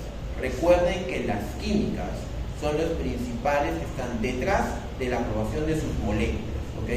Entonces usted tiene que leer la declaración de conflictos de interés de ese estudio. Todo estudio dentro de su protocolo está esta carta o digamos redacción de conflictos de interés, ¿ok? O sea, lo tienen que declarar, y si no lo declaran, dan por sentado que no tienen nada que ver, que son investigadores digamos libres del tema de tener alguna relación con la molécula en cuestión, ¿okay? O con el programa en cuestión. Autorías ficticias o fantasmas, esto ustedes ya se han enterado, supongo, que son de los autores que les cayeron del cielo el artículo y simplemente pues o lo compraron. Entonces eso no debería darse, ¿no? La verdad que en investigación lo que se quiere es que, si bien ustedes pueden asociarse, pueden tener sus grupos de investigación y pueden contribuir, ahí sí, pero de ahí a querer, comprar, eso no debe hacer, ¿okay? Publicación redundante o fraccionada o rebanada, eso significa que usted tiene su tesis, ¿ok? Y usted la mitad de la tesis, o una información, o una tabla, o dos tablas, la publica. Luego sus otras dos tablas la publica en otro, y sus otras la vuelve a publicar en otro. Usted está seccionando su tesis. Eso también es condenable como faltas a la ética, ¿ok? Que también tengan eso en consideración. Entonces la autoría responsable va a depender del tema de cuán bien has hecho el trabajo de investigación o el estudio que usted está leyendo, ¿okay? Preparar el artículo, revisarlo críticamente, aprobar la versión final, y si cumple con los tres, entonces luego se considera a los autores, y la autoría no responsable condiciona esto, ¿no? Hay veces lo hacemos con nuestros profesores, o sea, o hasta hay veces con hasta nuestros asesorados o con nuestros asesores. ¿Por qué? Porque estamos haciendo el estudio de investigación y el asesor pues como que no aporta nada, ¿no? Pero tú estás con la conciencia de que tienes que meterlo, ¿no? Entonces eso hay veces pasa, creo que pasa varias veces. Entonces, autoría fantasma, usted ya sabe, la falta de reconocimiento es cuando tú al revés, o sea, es la inversa. Estás con un equipo de investigación y luego el autor que está ahí, pues lo sacaste. Y eso es que no está reconociendo la parte que le tocaba, ¿no? Eso nos pasó con antibiótico-terapia, ¿no? Porque iniciamos, me acuerdo, con una alumna, pero la alumna luego ya no continuó el estudio, pero con ella, por ejemplo, hicimos todo el proyecto y todo el tema del inicio del estudio en situaciones muy, muy difíciles, y continuó otra alumna, porque la otra alumna ya por X motivos salió. Entonces en el momento de la publicación la consideramos igual. Crédito inadecuado es cuando hay algunos que se colocan adelante, atrás o como sea. Entonces, eso mucho va a depender de cómo queden ustedes para la publicación, ¿no? Si que van a quedar al último, al final. Eso. Normalmente, los que son más antiguos, los profesores van al último, y los nuevos que publican van al inicio. Por ejemplo, si el asesor debería ir al último, no debería ir al comienzo. Pero depende, porque hay veces el asesor no es asesor, sino es el que encabeza una línea de investigación. Entonces, él sí debería ir al inicio y los demás al final, ¿no? Va a depender, ¿ok? Pero si el asesor es el asesor común, que pues hay veces que solamente aporta un poquito y tú haces todo, entonces sí debería ir al último, ¿no? Porque se supone que es el que está contribuyendo con sus conocimientos orientales, ¿no? Y no está metido en el trabajo de investigación, ¿no? Que hay otros que sí están metidos dentro del trabajo de investigación. ¿Por qué? Porque es su línea de investigación, ¿no? Y así han pasado, por ejemplo, ustedes han tenido tienen profesores en biología, microbiología, que ellos están metidos en líneas de investigación, ¿no? Entonces el alumno se pliega a eso. Entonces él debería estar al inicio, ¿no? Porque es casi como el autor principal. Ustedes están colando también, ¿no? Pero en eso que se cuela, ustedes están aprendiendo. Y eso es favorable para ustedes, ¿no? Porque ustedes están en ese proceso de aprendizaje, ¿no? Entonces ustedes no van haciendo nuevos, van a que pretender estar al inicio, ¿no? Tampoco, no es ético, ¿no? Entonces va a depender del contexto y cómo ustedes queden en ese tema de autoría. Finalmente, todo tiene que ser comunicado para que todos estén de acuerdo. Conclusiones. Entonces, buen investigador requiere ciertas condiciones éticas, existen normas que regulan la investigación científica, los principios bioéticos son útiles. Estos principios son para ustedes, para esta universidad, ¿okay? Ustedes se rigen a esto, al de Belmont: beneficencia, no maleficencia, autonomía y justicia. Se requiere de ética en el desarrollo de actividad científica y también de investigación. ¿Okay? Y finalmente vamos con el último tema, que es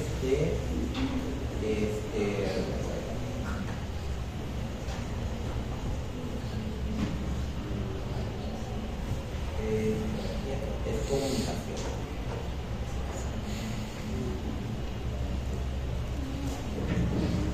Comunicación. Esto también es algo breve. ¿De qué trata esto? De los artículos, de los papers.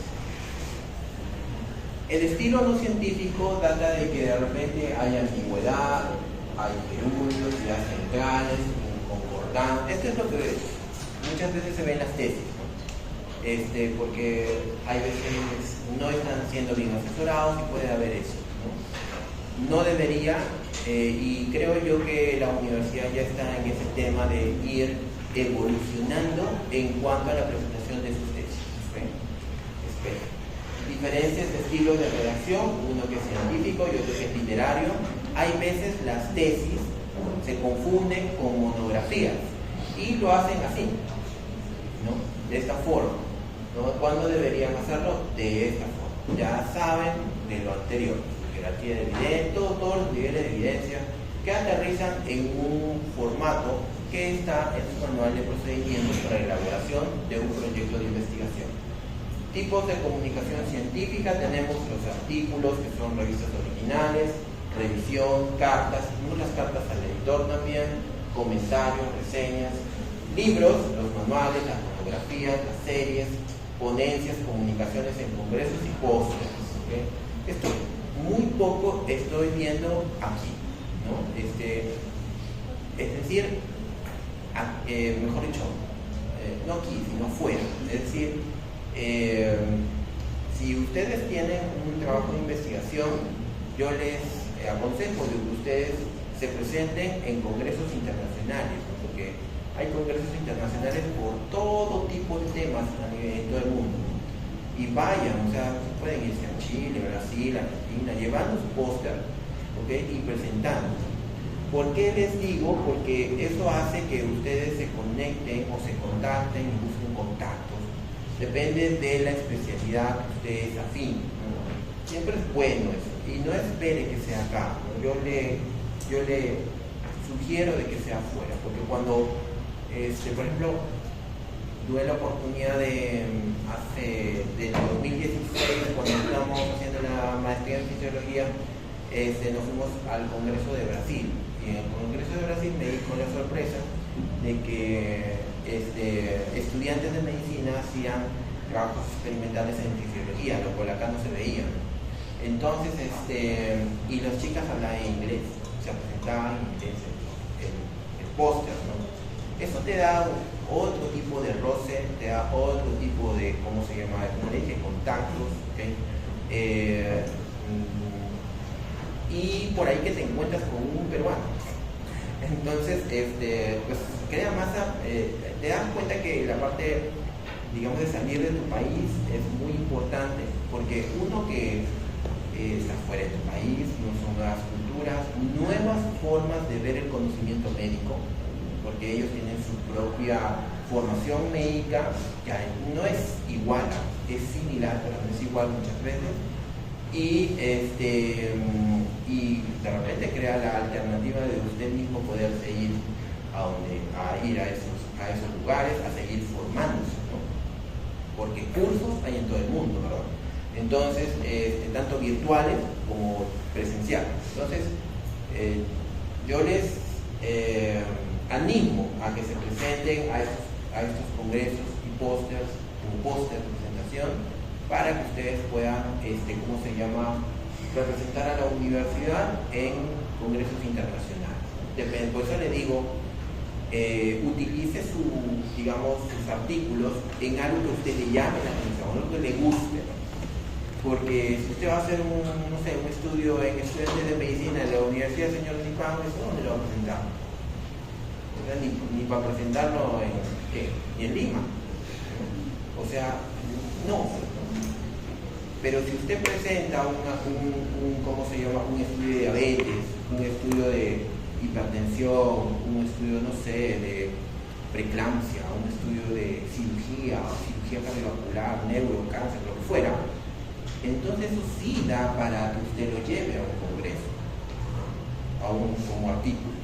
Usted puede presentarlo, ¿no? Entonces yo le sugiero que haga eso, ¿okay? Informes técnicos, tesis y patentes. Esto acá recién está creciendo, acá en el Perú, ¿okay? Patentes. Las patentes, ¿qué son? Son dispositivos que ustedes puedan crear, ¿no? Ustedes pueden crear dispositivos similares o iguales, pero de mejor calidad, ¿no? Y eso lo pueden hacer, es decir, pero no solos. Como a nosotros no nos enseñan el tema de arquitectura, diseño, ni la parte de ingeniería, yo les sugiero, es pequeñito, entonces que se contacten, porque aquí mismo hay ingenieros, también en la Pedro, que hacen esos tipos de diseño, hasta diseño en 3D, ¿okay? Y poder hacer este tipo de patentes. Acá en patentes, aquí sí estamos, pero así bien bajos. Yo pienso que poco a poco esto también va a aflorar, así como están aflorando los artículos de investigación que ya están publicándose, y hay alumnos que ya están publicando y hasta son reconocidos. Los patentes también están en esa vía. Creo que ya acá de 5 años este campo ya se va a abrir más para muchos, ¿no? Blogs, esto es lo que todo el mundo hace, ¿no?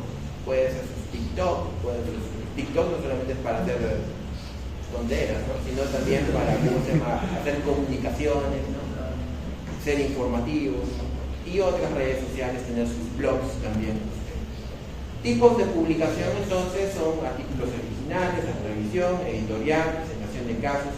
Por ejemplo, esto de acá es muy interesante, esa presentación de casos.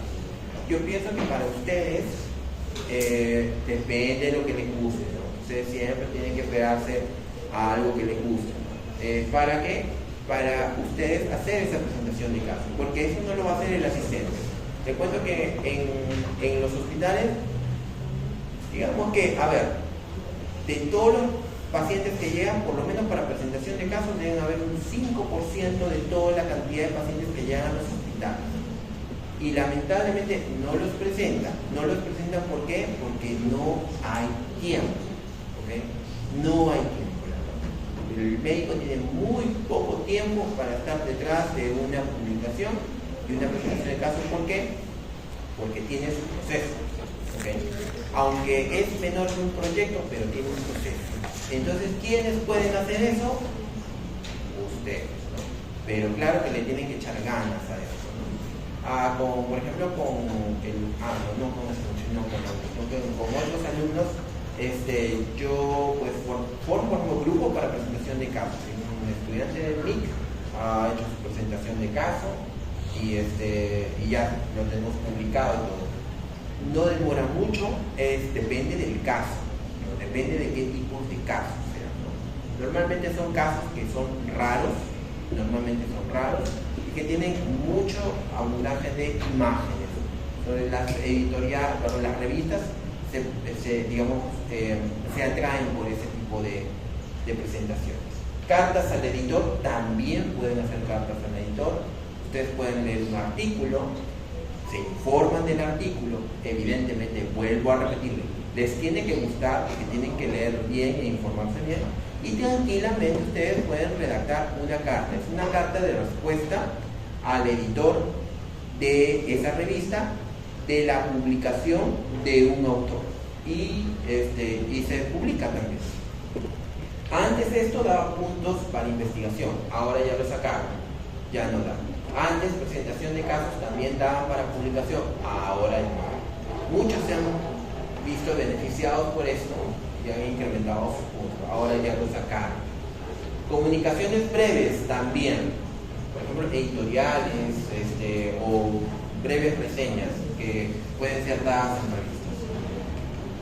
Entonces, todo es un proceso de evaluación que la editorial de una revista tiene que hacer para que un paper se publique. ¿Okay? Por ejemplo, va a depender de la revista.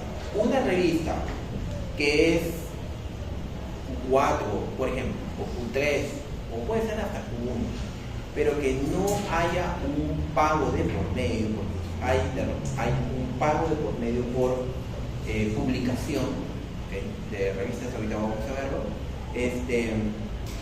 demora, puede demorar 6 meses por lo menos para publicar, ¿okay? O sea, demora un montón, ¿okay? ¿Por qué? Porque no hay un pago de por medio, de repente porque pues tienen muchos artículos por revisar y eso va a depender de la revista, ¿okay? Pero cuando hay revistas que hacen un pago por publicación, ahí sí cambia la cosa. Y la misma revista donde ustedes busquen, digamos, publicaciones anteriores similares, van a ver el tiempo de publicación. Normalmente no, para respuesta, a lo mucho un mes, algunas a lo mucho. Responden muy rápidamente porque ya hay un pago de por medio si la editorial coge la publicación que usted está enviando. ¿Okay? Entonces, esto es un paso, reciben, lo revisan, si ven si cumplen el formato de ellos o no, si el tema es de interés para la revista o no, si se envió a pares. Una vez que se envía a pares, normalmente ya el editor te responde y te dice una primera respuesta, ¿okay? Y te dice que ya lo envió para revisión, o de aquí nada más te lo regresa y te dice no aceptado, ¿okay? Si esto progresa, entonces ya va para acá, revisión por pares, se va y esto demora también porque es un ping-pong de ida y venida. Ahora, hay revistas que te acompañan en la publicación. Por ejemplo, FMI Research, que es una revista, a diferencia de las otras, que son Q1, porque ahorita vamos a los cuartiles, te acompaña en la publicación. Pero ¿cómo te acompaña? Tienes que pagar, en principio. Y lo otro es que te pone como un asesor para todo, ¿no? Y tercero, tú tienes que buscarte tus revisores, porque la revista no se preocupa por los revisores, sino la misma revista te dice que tú te los busques, y los revisores tienen que ser correctamente acreditados. Ellos sí se encargan de discernir quién va con revisor y quién no va, pero tú los presentas. Por ejemplo, esa metodología tiene esa revista, ¿no? Sin embargo, las otras no. Las otras por pago hacen todo, hasta traducen ¿cómo se llama? El manuscrito. Luego hay un periodo de evaluación, luego la recepción de las revisiones, luego la aceptación o rechazo.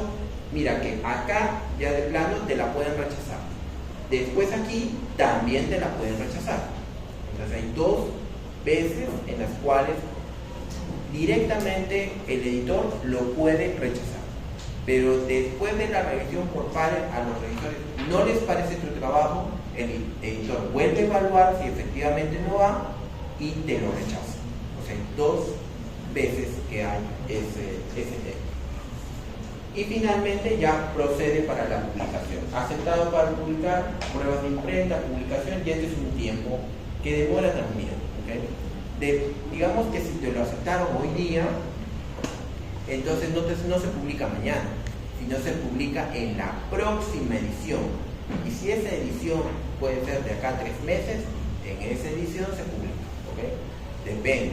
Pueden haber ediciones hasta de 6 meses y hasta de 1 año de espera, pero ya está aceptado. Solamente lo único que hay que esperar que se publique, o sea, en la revista, ¿no? Ya está todo aceptado.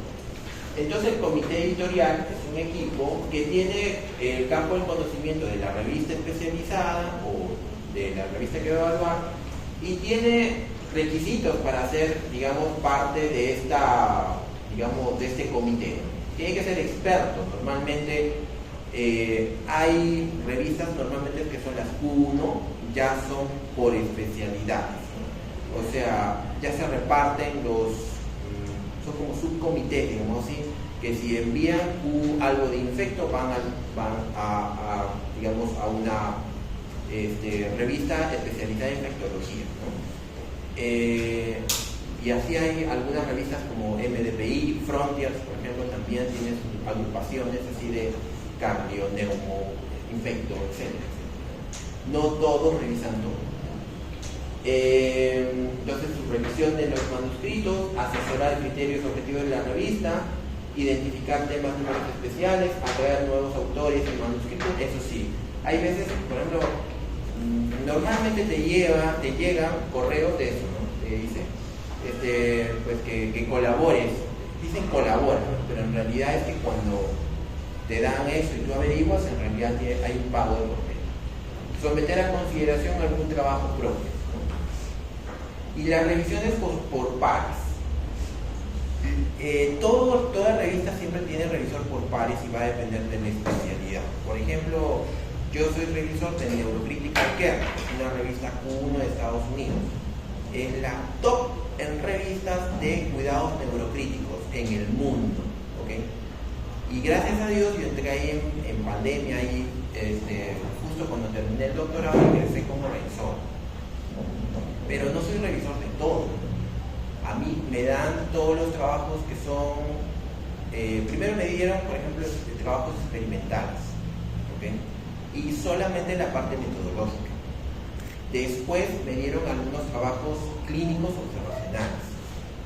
Después me acaban de dar ensayos clínicos y después, eso nada más, eso, ¿okay?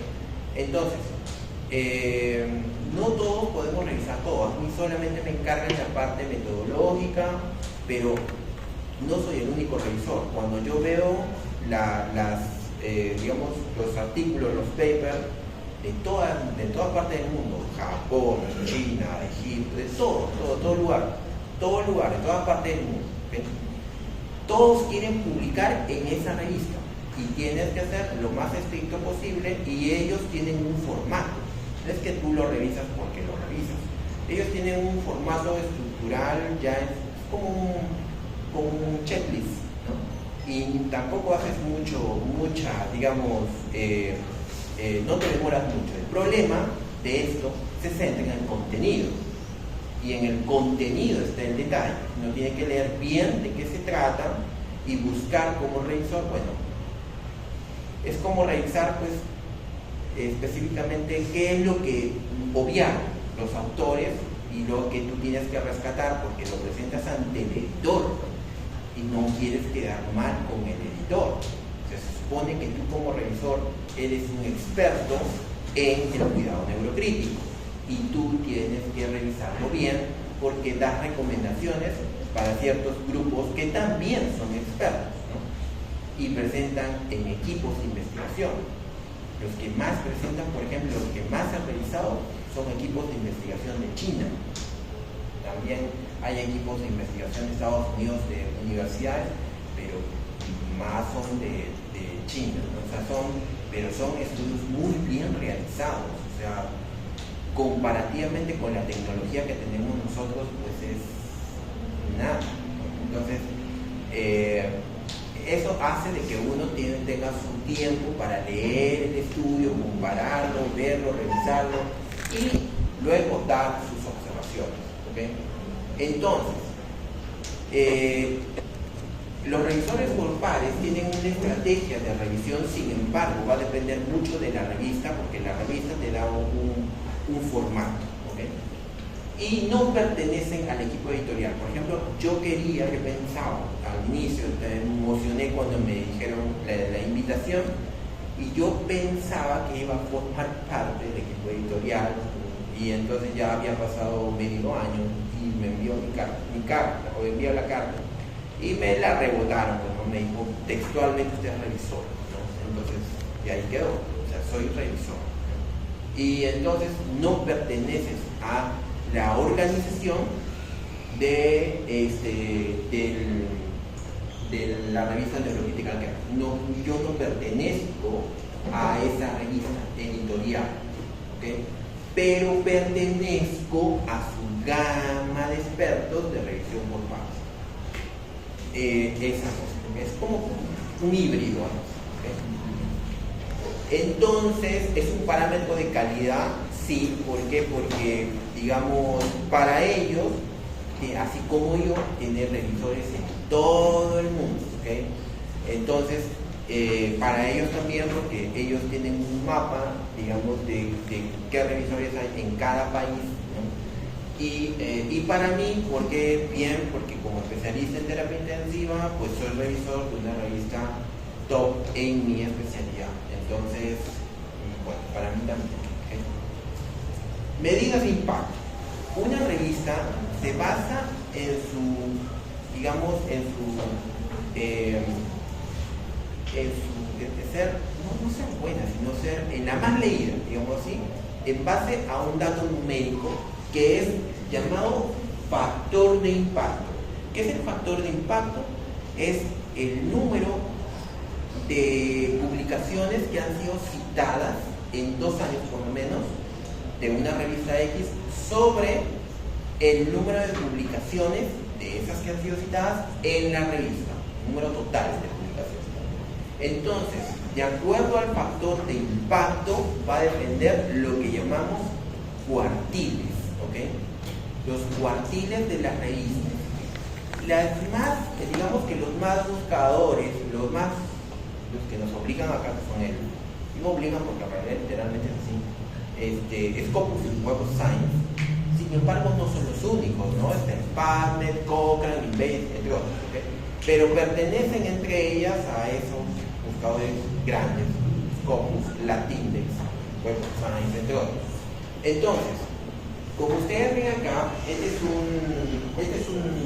como un buscador, ¿okay?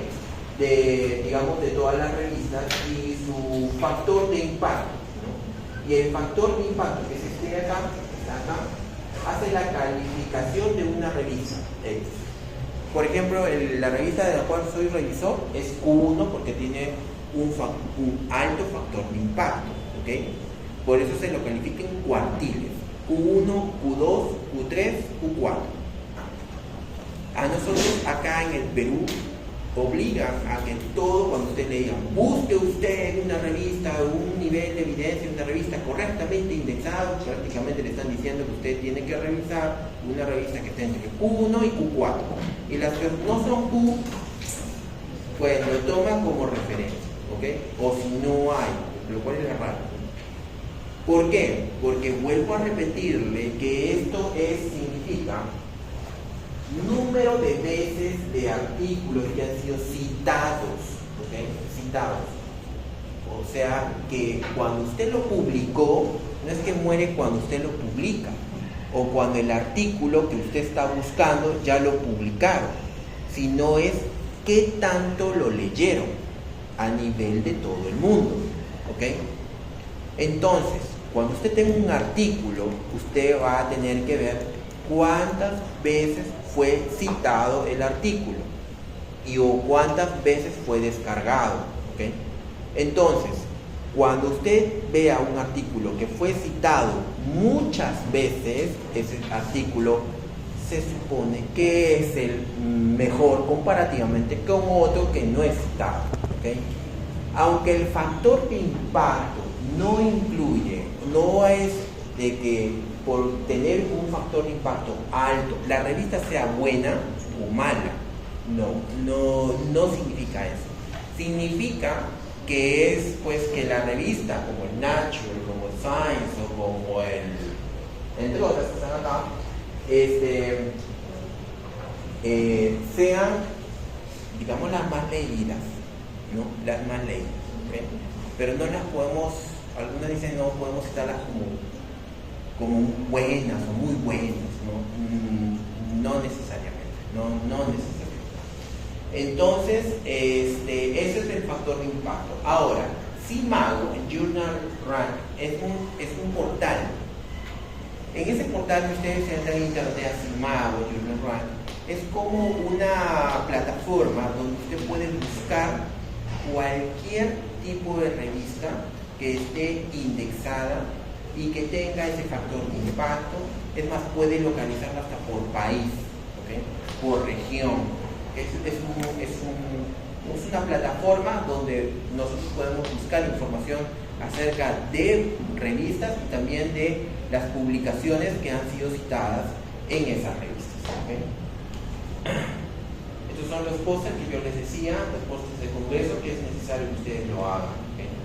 Y bueno, el estilo de redacción, entonces, como conclusión, es informativo, racional, preciso, objetivo, conciso y claro. Los tipos de comunicación científica, artículos, libros, tesis, póster, presentación de congresos. Los tipos de artículos científicos son artículos originales, revisión editorial, presentación de casos, cartas al editor, comunicaciones breves. Y la publicación es un proceso fundamental en investigación. Todo artículo o toda investigación tiene que ser publicado. Si usted no consigue publicar en un Q, aunque sea publique en una revista que tenga indexación en Latindex, puede tener indexación en otras plataformas, ¿okay? Por ejemplo, el Hospital Regional tiene su revista que no está en Scopus ni Web of Science. Sin embargo, está en Latindex y entre otras plataformas. Y tiene su comité y todo, por ejemplo, ¿no? Está la revista del Almanzor, que es Q4, ¿ok? La revista del Almanzor. Y después no hay. O sea, bueno, para la región tener dos revistas es mucho, porque hay regiones que no tienen ni una, ¿no? Entonces, al menos acá en Chiclayo está al menos bien para tener dos lugares. Se supone que la universidad, ojalá Dios mediante, también tenga su revista que esté indexada. Ojalá, dice que están en eso, ¿okay? Bien, preguntas, ninguna. Entonces la próxima semana ya vamos con el tema de revisión, bueno, de los que quieren, ¿no? Revisión de sus guías de práctica clínica, y los que no los escucharán, porque ese es lo de la próxima semana, ¿okay? Una pregunta, la pregunta presentada es ¿cuánto es el porcentaje que va a haber para más o menos asignatura? Eso está en sus sílabos. No, me refiero del trabajo extra que está pidiendo. ¿Cuál? El trabajo extra que estaba pidiendo de... No, el trabajo es voluntario. No está dentro del porcentaje de nada. Solamente es una evidencia de saber que si usted, pues, en realidad tiene una nota baja, usted quiere aprobar, en otras palabras, o subir su calificación. ¿No? Eso es. No está citado como un porcentaje. Va a entrar ¿La guía? en la monografía. No, es una guía de práctica clínica, no es monografía. Es una guía. Ya el formato se le daba a su delegado. ¿Okay? Ojo, es voluntario, no es algo obligatorio. Si gusta, lo hace. Si no gusta, no lo hace. No es algo que lo tiene que hacer. ¿Okay? Ya dependerá de la delegada, que, ¿cómo se llama? Me dijo que había como 4 grupos y que hay un grupo que se está formando, ¿no? Nada más. Entonces, el examen es de esta nota. Sí, esta semana que viene es la revisión de las guías. En la revisión de las guías va a tomar algunas preguntas de ellos, solamente hasta cada caso. No, las guías, no, ¿cómo preguntas? Me refiero al examen, solamente está aquí. Sí, bueno, todo lo que hemos hecho hasta ahora. Y revisión de las guías de funcionamiento, solamente es para No, guías aparte. ¿No te pregunta?